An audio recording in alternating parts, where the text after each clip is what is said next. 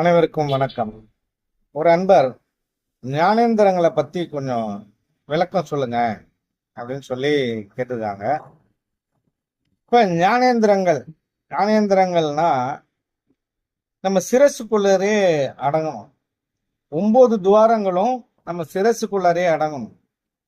ஆனால் ஒரு சில பேர் என்ன சொல்றாங்க அப்படின்னு கேட்டீங்கன்னா, நவதுவாரங்கள் நவதுவாரங்கள் வழியா தான் நமக்கு கழிவுகள் எல்லாம் வெளியேறுது.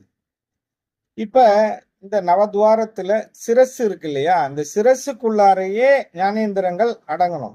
ஏன் அப்படின்னு கேட்டீங்கன்னா, எஞ்சான் உடம்புக்கு சிரசு தான் பிரதானம். ஞானத்தை அடக்கி இருக்கக்கூடிய ஒரு பகுதி நம்ம உடம்புல எது அப்படின்னு கேட்டீங்கன்னா, அது சிரசு தான்.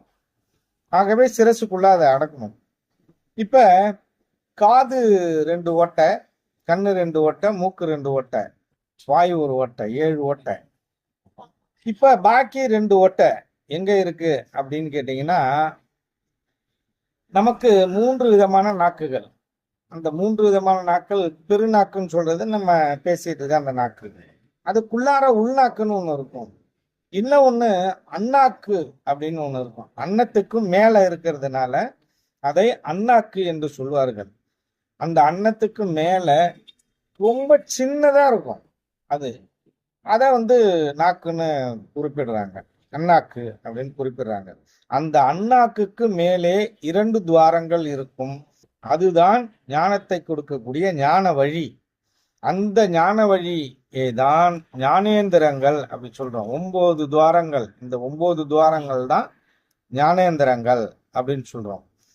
இது வழியா என்ன கழிவுகளும் வெளியேறும். இது வழியாவும் கழிவுகளும் வெளியேறும்.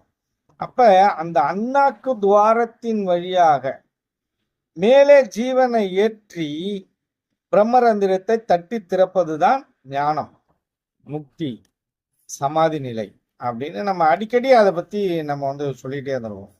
ஆனா வெளியில எல்லாமே என்ன சொல்லுவாங்க அப்படின்னு கேட்டீங்கன்னா, அந்த அண்ணாக்கு துவாரத்தை விட்டுடுவாங்க. கண்ணு 2, காது 2, மூக்கு 2, வாயு 1, மலதுவாரம், மூத்திர துவாரம்.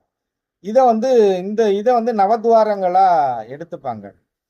அந்த மலதுவாரத்தை என்ன சொல்லுவாங்க அப்படின்னா, அதான் மூலாதாரம் அப்படின்னு சொல்லுவாங்க.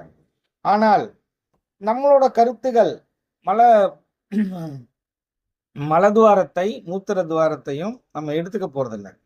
அதுக்கு பதிலாக நம்ம வேற எங்க எடுத்துக்கிறோம் அப்படின்னு கேட்டீங்கன்னா, அந்த அண்ணாக்கு துவாரத்தை எடுத்துக்கிறோம். அந்த அண்ணாக்கு துவாரத்தின் முனைப்பகுதிக்கு பேரு தான் மூலாதாரம். அதை நீங்க தெளிவா புரிஞ்சுக்கணும். அங்கதான் அந்த பாம்பு